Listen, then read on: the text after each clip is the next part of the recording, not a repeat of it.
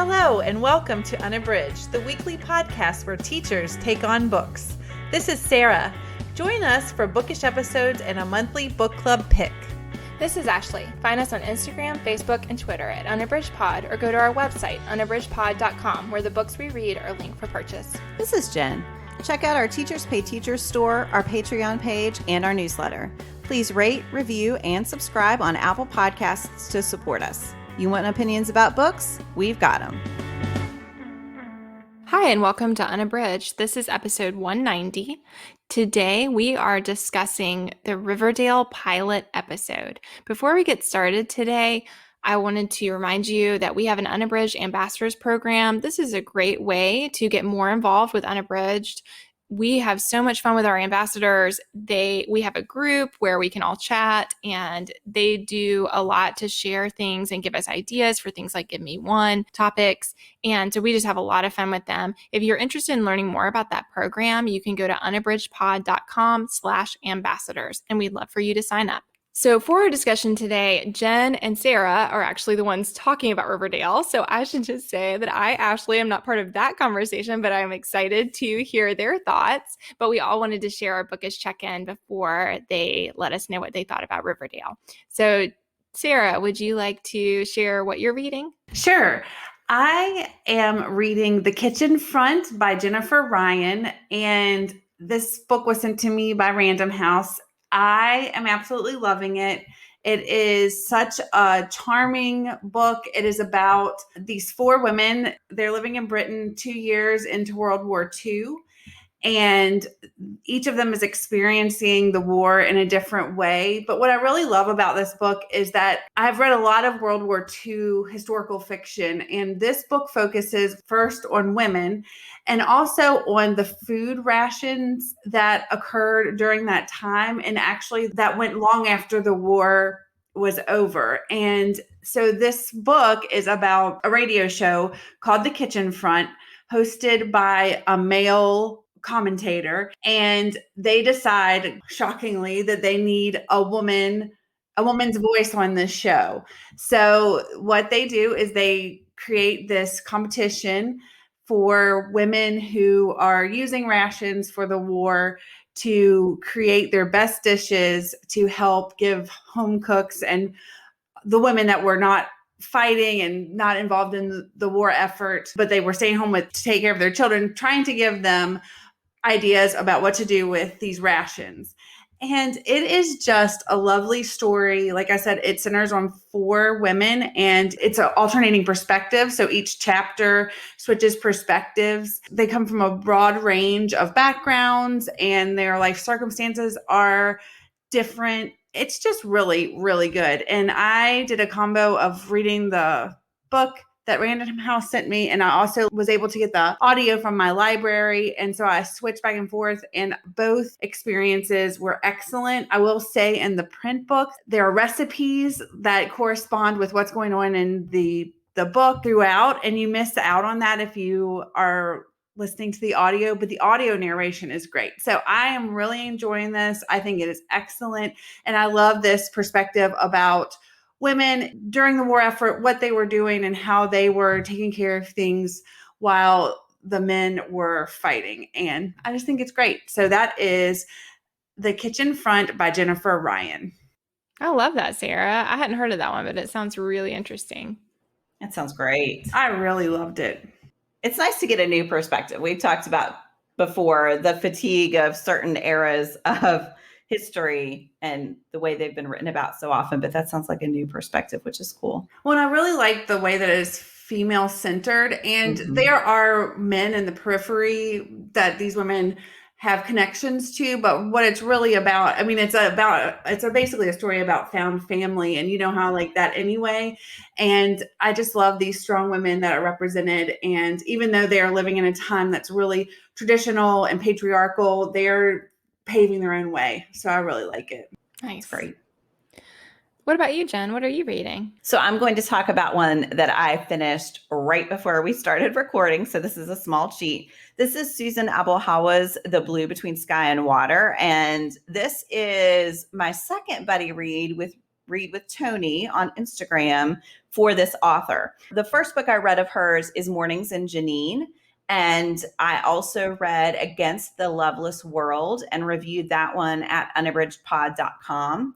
And this third book just cements Abuhawa as an auto read author. She is amazing. So she is writing predominantly about Palestine. This one, The Blue Between Sky and Water, looks at 4 generations of Palestinians. You see them losing their homeland and living in a refugee camp.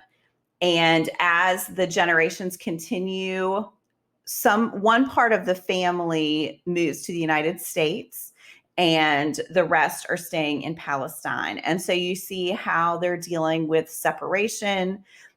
The character I find most compelling is Noor, and she grows up in the United States. Her father dies when she's very young. And there's a custody battle between her grandfather, he's the one who moved there with his family from Palestine, and her mother, who basically is wanting to have custody for money, for financial reasons, instead of actually caring for her. And so she is this lost character who really finds herself when she finally returns to Palestine. There's also, this is sort of a spoiler, so I don't want to give it away, but there's a really interesting narrator of the story, which includes, I would call it magical realism. There's a spiritual element in the first generation of the family with one of the daughters who dies very young. And she is this presence through the rest of the book. And then there's a narrator who furthers that sort of magical realism, which I think is really lovely and really enriches the story. So I loved it. I love multi-generational sagas. I love reading about parts of the world that I want to know more about. I feel like this one is not about communicating information, but of course, just by reading about the experiences of this family, I'm learning a lot. So I really love it. Tony always picks good books, and I'm looking forward to our discussion at the end of this one. So that is The Blue Between Sky and Water by Susan Abuhawa. I love that. I think multi-generational books are such a great one to do with buddy reads because I also really find them satisfying, but a lot of times I also find them intimidating to start. And so it's nice to have a little nudge to help you dig in. Yeah. I will also say this is the shortest of the 3 books by her that I've read. It's not even quite 300 pages, which another one, like that intimidation factor, I think it packs in a lot of story in a fairly compact book. So she's a great author. I think both of you would enjoy her. Ashley, what are you reading? So one of the books that I am reading right now is Case and Callender's Felix Ever After. This one has been on my TBR since it came out, and I've been really excited to read it and just hadn't made the time. And I'm actually listening to it on audio, and the audio is excellent. So this is about Felix, who is at an elite art school for high school, and he is navigating his way there, and he has a great friend, Ezra, but he's still struggling with the dynamics of the school. A lot of the kids there are very privileged. They have a lot of money and opportunities. And Felix's situation is that his dad is working very hard for him to be there on scholarship. And so he's really conscious of those differences and the tension that that causes. He's also glad to have a fresh start. And he is a trans boy. He is proud of his identity, but he also is eager to have people see him for who he is. And so in a lot of ways, starting in a new place, he feels that it's fresh and he's glad for that. But very early on in the book, there is an expose of sorts where someone who he does not know who has done this posts a series of images of him using his dead name and all of these old photos of him before his transition. And so just a really malicious act and something that catches him off guard. And so that's about where I am in the book, is that has occurred. The school is trying to figure out how to navigate this really hateful act that has happened. And he is trying to find his way. And prior to that incident, you know that Felix didn't want to keep those photos, but they had been in this sort of private Instagram gallery, and he only kept them because his dad really wanted him to keep them. His dad also still uses his dead name. He doesn't want to Felix feels like his dad is kind of accepting, but then there are these things that make him feel as if his dad's not as accepting as he wants him to be. And yet his dad has done a lot of things to help him with the transition, even the parts that are expensive, even the parts that are hard to navigate. His dad's been helping him. So he has really complicated feelings with his dad. All of that's leading up to this moment that, again, is very early on in the book, but that really shakes him up, that he feels vulnerable and exposed. And also he doesn't know who has done this thing, but it clearly was done to be hurtful. So I am loving it. I love his character. I think he is really interesting. And I also love seeing his friendships develop and the way that people help him through as that happens early on. And so I can't wait to see where the book goes from there. So again, that is Kaysen Callender's Felix Ever After. Oh, that sounds so good. That's been on my list too. Yeah, it's one that I've heard such great things about and had wanted to read, so I'm really excited to get to it. We are going to transition into Jen and Sarah's discussion. So they watched the Riverdale pilot episode and wanted to share with you all their thoughts about that. We always enjoy doing screen adaptations, and we hope you enjoy their discussion.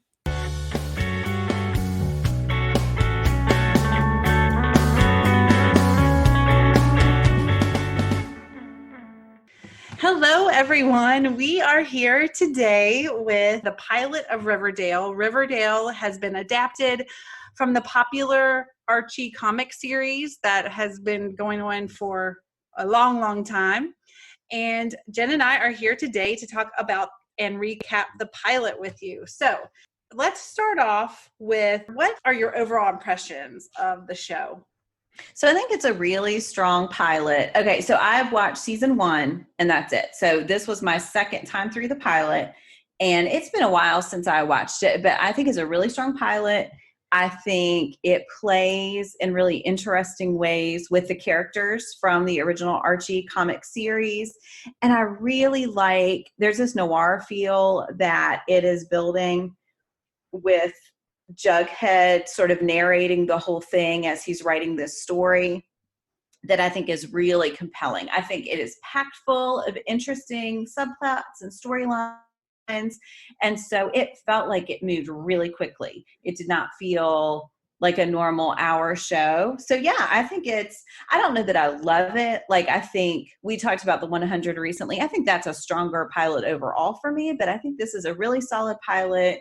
I think a lot of times shows are still finding their footing, and this one has like a confident tone, and I think it does a lot of things right to launch a good series. So how about you? What's your overall impression? Well, something that listeners may not know about me, and you might not know about me, is growing up, I was an Archie comic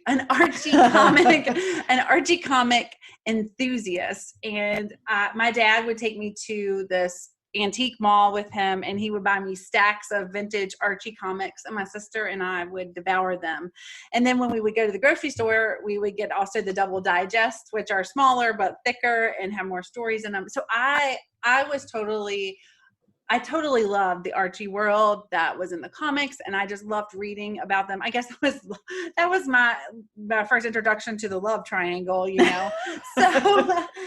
So when I heard that Archie comics were going to be adapted, I was so excited, and I was so excited to watch Riverdale.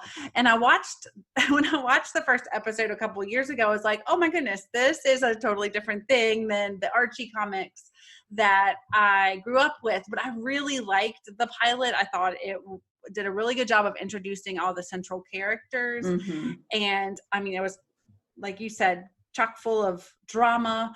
I did enjoy the hat tips to the actual comics. So like Jughead's crown hat, and at one point Veronica calls Archie Archikins, and that might have seemed a little out of left field on the show, but as an Archie fan, I know that that's what Veronica called him in the book. I mean, in the comics a lot. So I just enjoyed those little hat tips to the comics, but they are quite different, and I enjoy both. So I really liked the pilot. I thought it was really compelling and dramatic. So yeah. So I agree. what are the things that are working for you with this pilot? So I think Jughead and the way they're setting him up as sort of this outsider looking into the main action is really compelling. There's a sense that he's going to become more a part of the plot with that interaction between him and Archie toward the end. But I like an unreliable narrator. And so you get that sense that he's someone who's of the story, but trying to sort of stay out of it, sort of shaping it for himself. So I think that character is really good. I really like Veronica. I think the actress who plays her, which I'm going to have to look up, is it Camila Mendez, I think. Is that right? I think so. I think she is really good. I think she is a strong actress, and I think they're doing great things with that. Yeah, Camila Mendez. They're doing great things with that character to show her as someone who in episode 1, you can already see that she's someone who has changed in response to things that have happened to her. So I think those are probably the things I like most. Oh, and I really like that noir feel. I really like that sense that we're back in like this 40s or 50s private investigator or detective. Yeah, that sort of wry. I would do my impression of those detectives' voices and the things they say, but I would make a fool out of myself. But like the Sam Spade. I wish like you that, would. I'm sure that you do. It would be really bad. I would have to practice. But yeah, I like that sense of things, playing with that noir, those noir tropes that we see pop up throughout the episode. So yeah, how about you? What are some of the things that really work for you? So I think the overall tone of the show really works for me. I mean, even in the pilot, that first scene with Cheryl and Jason kind of setting up the mystery, which was weirdly incestuous. Yes. Had an incestuous It is tone. disturbing. Not that I like that, but that it's disturbing. It was both repulsive and compelling. Here for True Confessions from Sarah Voigt. Sorry. But I mean, I thought that it did a great job of being like, what is happening with these kids? What is the deal? And then like the weird like way they were dressed all in white and in like an old timey boat. It was just really bizarre, but also really like, what is happening here? And I need to know more. So I thought they do a really good job of setting up the mystery. And I also think, kind of going to what you said, I think Cole Sprouse and Camila Mendez, Jughead and Veronica, I think that they are really, they do a really good job with their roles. And they are probably some of the strongest actors in terms of the younger actors on the show, in my opinion. So I think they do a great job of elevating the stories that they're involved in. So I really like that. And I'm trying to think. I mean, I think that those are the things that really work, are just the overall tone. And I like I said, and when I was talking about what I liked overall, I like those hat tips to the comics. I'm always looking for those. Those are fun.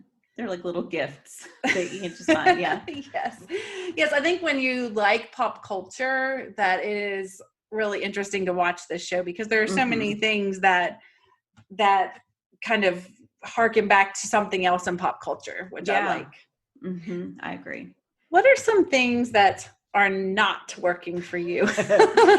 So we talked recently about the 100 for Patreon, the pilot of that show. And one of the things I really liked about that is the fact that I don't think it's your typical CW show that is only aimed at a younger audience.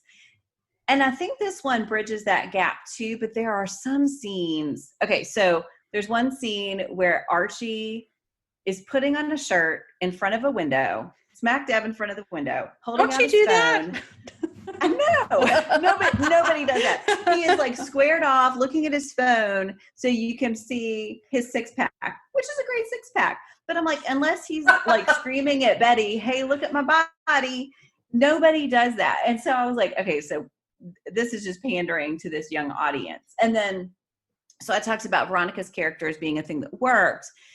When Archie and Veronica are in the closet at Cheryl's party after the dance, I believe that Archie might have made out with Veronica, because you can tell from the moment she walks into the chocolate shop that he is really attracted to her. I do not believe, based on the character that they've developed for Veronica, that she would have done that to Betty. Like, I don't think she would be that swept away by Archie's beautiful face and body, and that he's just so charismatic that she can't help herself.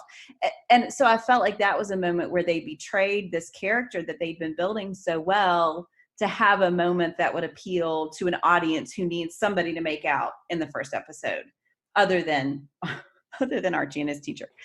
So there were a couple of those moments that I was like, you don't have to lean so hard into your teen audience. It's okay. Like, I think the story itself is strong enough that I think it could have done it without that. So yes. I don't know. How about you? What didn't work for you? I agree with those assessments. I also thought that the illicit affair between Mrs. Grundy and Archie seemed both far-fetched and just really unnecessary. Yeah, and also like not very secretive. I mean, it's like they're trying to be secretive, but they're not being secretive. And then they're really bad at keeping a secret. They're really bad at keeping, yeah. And the whole thing, and like, I just want to acknowledge that I understand that the show is trying to be campy, and I enjoy that campiness and the banter and all of that stuff and the kind of corny jokes at times. I enjoy all that, and I understand that those are choices that are being made, like that they're not accidental, and I like that. But the scene of her like rolling up to the work site with the heart sunglasses on in the broad daylight and like picking up this kid, I'm like, this is so. I mean, if there was going to be some illicit affair, this is not the way that most people. I mean, it's just so not secretive. Yeah. And then their yearning looks across the gym, and that last forever. I know. And are not secretive at all. Like, if anyone were paying any bit of attention, they would be like, why are they staring at each other? It's weird. I mean, and it just feels like that storyline is there to amp up the drama when it doesn't need to. And like also to create a plot device where Archie had heard the gunshots and was at the lake. But I mean, there could have been a total other host of things that could have been, except him like getting busy with his teacher. I just did not like that at all. So I agree. That was something that didn't work for me. And the weird relationship between Jason and Cheryl. I think Cheryl is a super compelling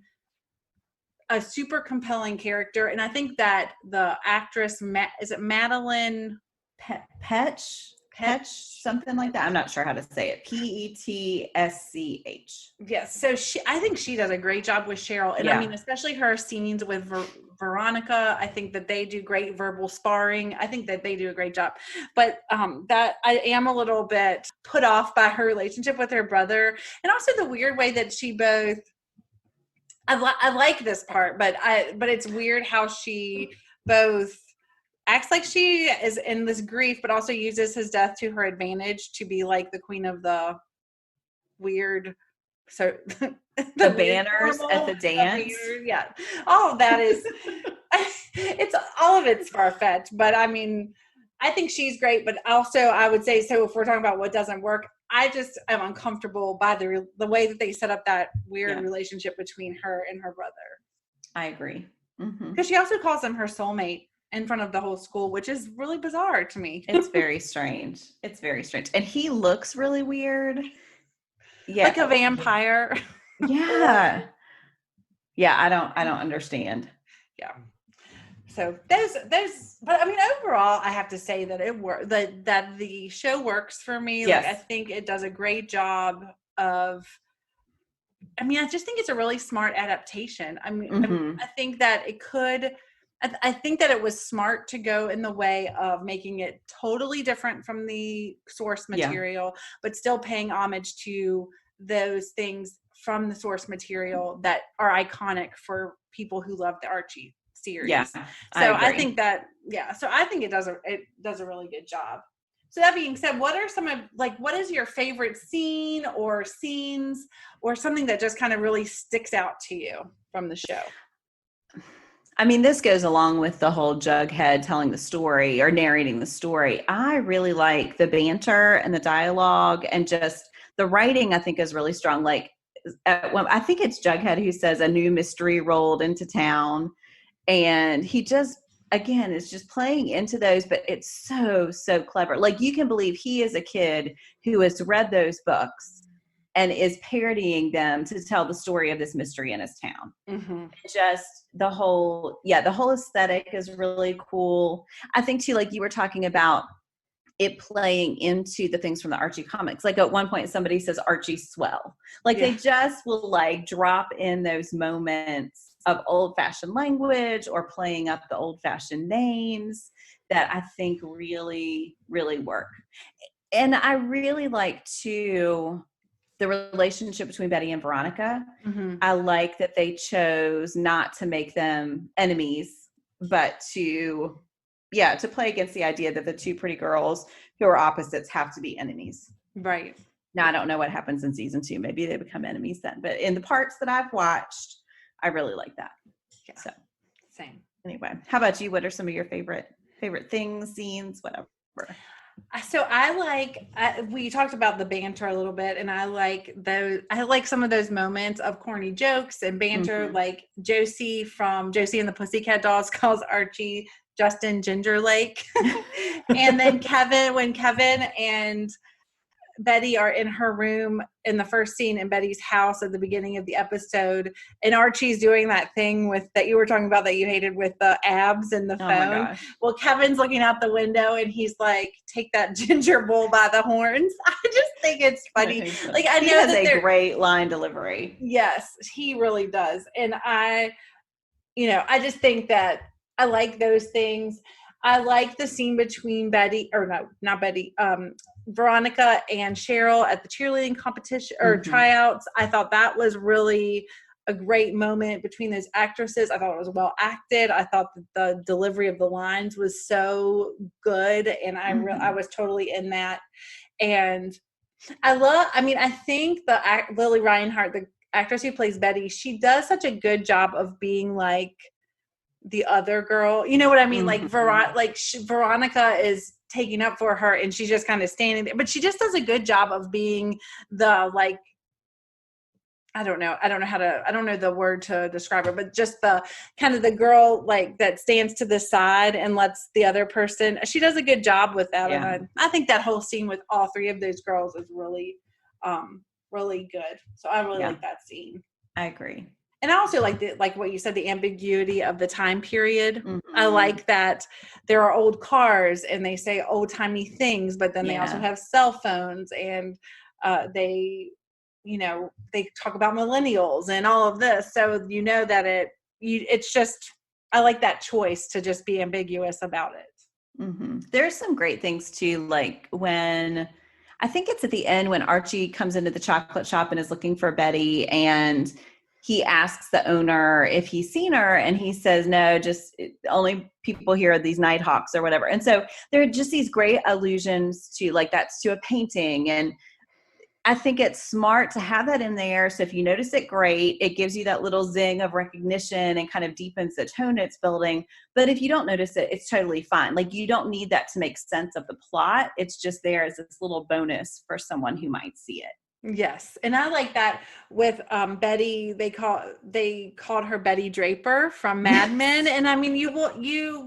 don't have to know that, but it isn't just nice to find those Easter eggs that allude to pop culture, especially when you like pop culture like we do. So it's fun to look for those. And I actually have something when we do the Bet You Didn't Know that will allude to pop culture too. Okay. One thing that we didn't talk a ton about was the fact that the stars from the 80s, from when we were watching television, several teen stars show up as parents, which makes me feel old, but also I'm like, there they are. I was going to say that's really fun just to see those familiar faces. Yeah, like you said, it does make me feel a little old that I am old enough now to have children this age, which I know in my head, but I don't always feel that way. But yeah, just to see them and the acting there, I think they do a nice job anchoring the show because they are all really solid actors who play their parts well and do a good job sort of sketching out these characters very, very quickly. So like you have a sense of who they are and what roles they're playing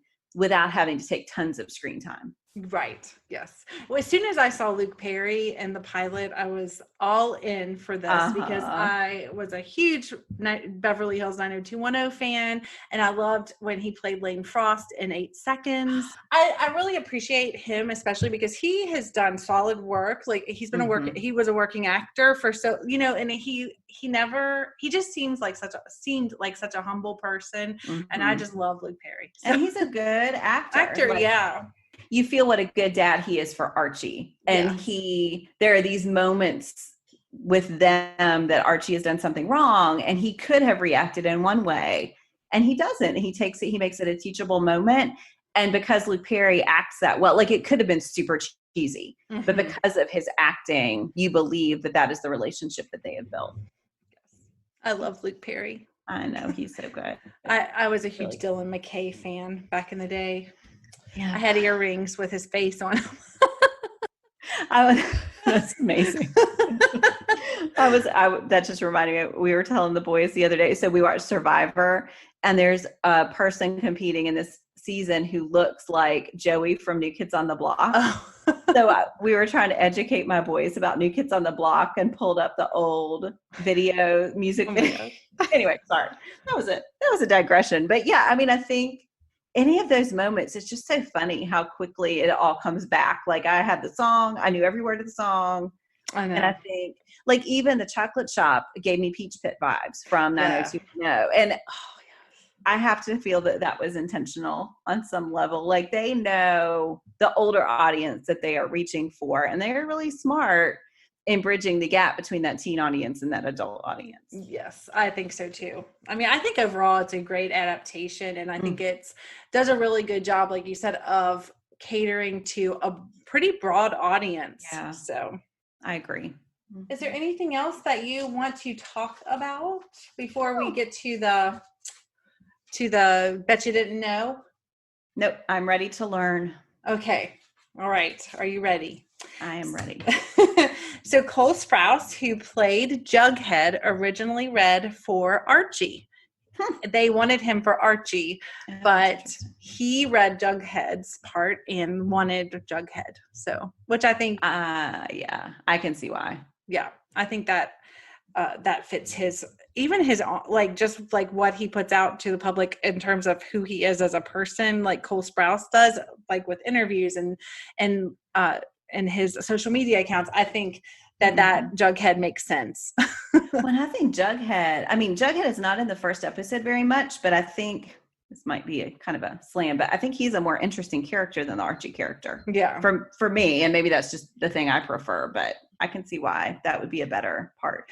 And I also think that there are some issues with the acting in the Archie role. So I think KJ Apa, the actor who plays Archie, he's fine, but I think that some of the other actors that act with him are stronger, so it makes the character seem less compelling, if that makes sense. I think that's a valid point. So for KJ Apa, he isn't a natural redhead. They have to bleach his hair and then dye it red, and also his eyebrows, which his hair doesn't seem like a natural red color in the show. I was going to say that is not altogether shocking to me. Yes. Yeah. So this is the one I think you're really going to like, Jen. So every episode of Riverdale is based on a movie, and it's not just the title of the episode, but also a nod or hint to what the episode is about. So one of the articles I read said that if you are trying to get spoilers and you read ahead to what the episode titles are, it might give you an idea about what the episode will be. So that's another Easter egg. Oh my gosh. And the movies that they are alluding to are great movies. That's really cool. So the first one is The River's Edge. Episode 2 is A Touch of Evil. Ooh. So yeah, these are good ones. Body Double. That's cool. That's really cool. Yes, I do like that. And another one that was that the Pop Tate's chocolate shop set looks so much is off of a busy intersection, and it looks so much like a real chocolate shop that often 18-wheelers will stop like as a pit stop to try to go in, and it is just a set. Oh, that's really cool. In the first episode, it was an actual restaurant. It wasn't a set. It was an actual filmed in an actual restaurant. So in the pilot. That's neat too. And then the last one is about the actor who plays Reggie. The actor who plays Reggie now is Charles Melton, who was the lead character in the book adaptation of The Sun Is Also a Star. He started in episode 2. The actor who played Reggie in season 1 is Ross Butler, who also played Zach on 13 Reasons Why in that adaptation. Right. Yeah. So did he leave Riverdale for 13 Reasons Why? That was not, they said that he left for other commitments. So it wasn't clear if that's what it was, but and then that they brought Charles Melton in season 2. And I have one more. Each of the girls, Cheryl, Veronica, and Betty, they each have a signature lipstick that they wear, and it is tied to their character. So Veronica's is dark, Betty's is like a pinkish, light, glossy color, and then Cheryl's is red. So yes, it is. Oh, that's fun. Yeah, that's really cool. Yeah, so those are my betcha didn't knows for the Riverdale crew. Yeah, great research, friend. That's good. So that is going to conclude our discussion of the pilot of Riverdale. We are really enjoying bringing this television content to you. I know I am. And Jen and I both love TV. Yes. So it's been fun to revisit this pilot. Yeah. Yes. So if you want more, or if you have suggestions of adaptations that we can recap, just let us know. Thanks for listening.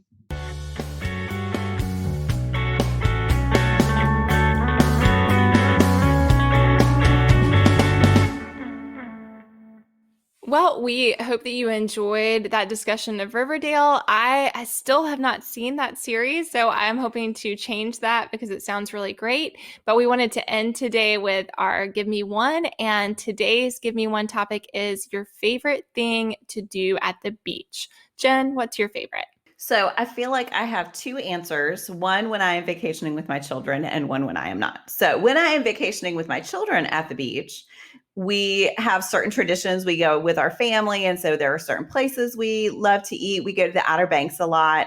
And every year we go to Jockey's Ridge at least once for the sunset. And it's really beautiful. And that's just always a great time for us to remember. When I'm not at the beach with my children, I just like to sit out on the beach all day with a book and with multiple books and just plow through books. And it is total relaxation. But as anyone with children knows, vacationing with and without your children, those are 2 very different experiences, which is why I had to say the 2 different answers. Absolutely. Good answers. And yes, I can relate to that. What about you, Sarah? What's a favorite for you? When I go to the beach, I just love going, and like Jen, it's different when I'm with just my husband or with my children in tow. But one thing I love to do is I like to get up early and walk on the beach before everyone else is up. I like that quiet time. And I do that even during summer vacation. I like to get up early and walk by myself when nobody's asking me to do anything. So I enjoy carrying that on to the beach, and the ocean being there and getting the breeze and the beautiful scenery is a huge bonus. So that's what that's one of the things I like to do. But I also like to be with my family. How about you, Ashley? What do you like? So we have lots of opportunity to be at the beach this summer, and that's been really nice, but it's also reminded me of the things I do and don't like about it. And one of the things that I really love is looking for shells.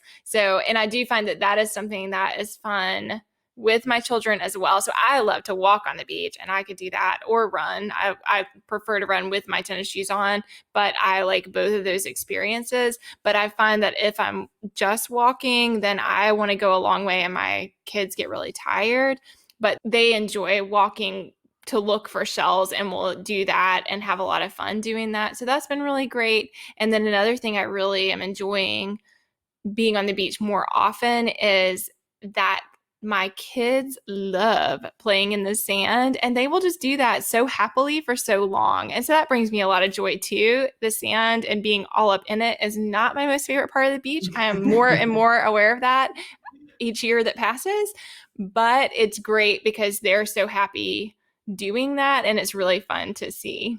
Yeah, that's something I miss from when my boys were little. They'll play in the sand for a little while now, but they quickly get bored. And we almost always have a house with a pool. And a lot of times they're just dying to get back to the pool. And yeah, anyway, it's a thing we're working through.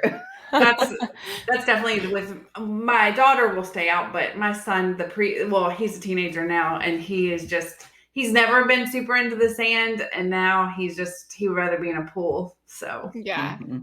That, and same here. I mean, that's been a struggle, is that we have easy access to a pool, and they will want to do that instead because the beach isn't super far, but again, my kids are very small and it's not an easy walk to get there. And so we have to really push to get them to go, even though we're close by.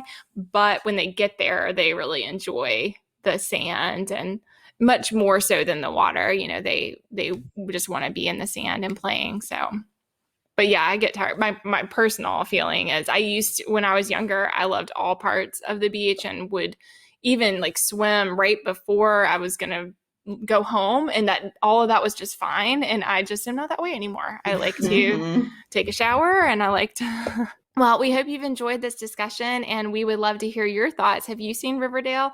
We would love for you to let us know and tell us what you thought about the pilot and about the series. And as I said in the beginning, if you're interested in getting more involved with Unabridged, we would love for you to sign up for our Ambassadors program. That is a free program for participants, and you get some fun swag and a great community. To sign up, you can just go to unabridgedpod.com/ambassadors. Thanks for listening. Do you have comments or opinions about what you heard today? We'd love to hear them. You can find us on Instagram, Facebook, and Twitter at UnabridgedPod, or on the web at unabridgedpod.com for a list of ways to support us. We'd like to thank Jared Featherstone, who composed our theme music, Strings of Light, and Katie Amy of Amy Photography, our podcast photographer. Thanks for listening to Unabridged.